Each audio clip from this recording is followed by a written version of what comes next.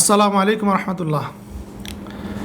আজকে আমাদের এই ভিডিওটা যারা কনস্ট্রাকশনের সাথে জড়িত, বিশেষ করে architect, structure engineer, construction engineer বা যারা প্রজেক্ট ম্যানেজমেন্ট করে এবং যারা বিল্ডিং বানায় বা বিল্ডিং মালিক, সবার জন্য এই ভিডিওটা আশা করি উপকার হবে।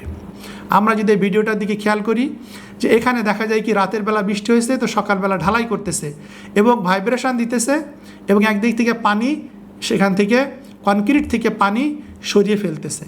দেখেন এখানে কয়েকটা জিনিসের ক্ষতিকর। একটা হচ্ছে যে ভাইব্রেশন দিলে কনক্রিটে এখানে সিমেন্ট আলাদা হয়ে যাইতে পারে এবং পানি যে সরিয়ে ফেলতেছি এখানে আমাদের আসল যে বাইন্ডার ম্যাটেরিয়াল সিমেন্ট, সেই সিমেন্টের লস হবে, টোটাল কোয়ান্টিটি থেকে সিমেন্ট আমি হারিয়ে ফেলবো।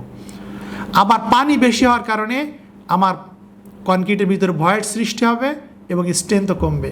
আবার সিমেন্ট সরিয়ে ফেলার কারণে কনক্রিটের স্ট্রেংথ কমবে। তো দেখেন দিন শেষে আমি কি পাবো?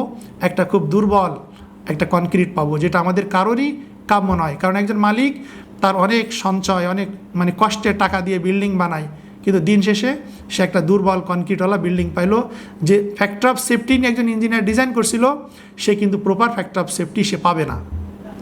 তো এই জন্য আমরা যারা পেশাজীবী আছি এবং একটা কনস্ট্রাকশনের সাথে যারা আমরা জড়িত, এটা আমাদের প্রত্যেকের দায়িত্ব যে একটা কোয়ালিটিটাকে ইনশিওর করা।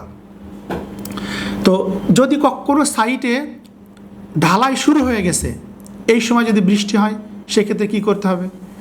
এখন দেখেন যদি বৃষ্টি হয় সেক্ষেত্রে আমাদের ঢালাইকে বন্ধ রাখাটা এটা জরুরি। কারণ আমার ওয়াটার সিমেন্ট রেশিও, আমার সিমেন্ট ফিক্সড হয়ে গেছে, আমি পানিও দিয়ে ফেলছি কনক্রিটের ভিতরে। এই ক্ষেত্রে যদি নতুন বৃষ্টি অ্যাড হয় তাহলে আমাদের ভাইব্রেশন দেওয়ার পরে তখন পানির পরিমাণ বেড়ে যাবে, কনক্রিটের স্ট্রেংথ কমে যাবে। তো আমরা সেক্ষেত্রে ঢালাই বন্ধ করে দেবো, 1 নাম্বার। 2 নাম্বার হচ্ছে যে যদি আমার ঢালাই চালাতে হয় সেক্ষেত্রে এরকম আমাদের বিভিন্ন রকমের কাভার দিতে হবে।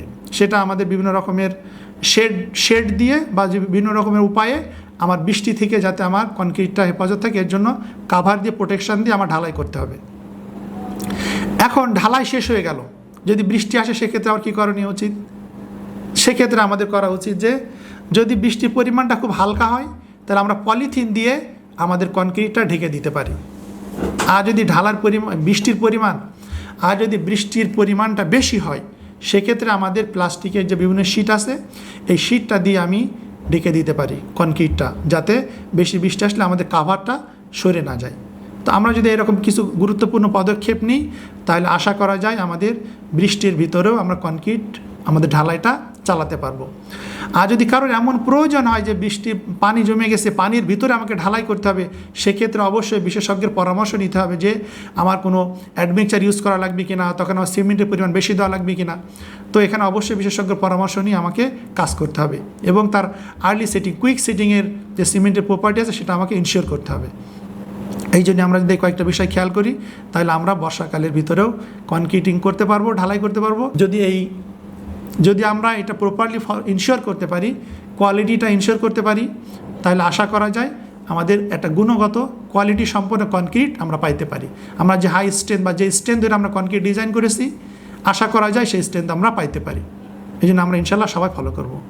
আসসালামু আলাইকুম রহমতুল্লাহ।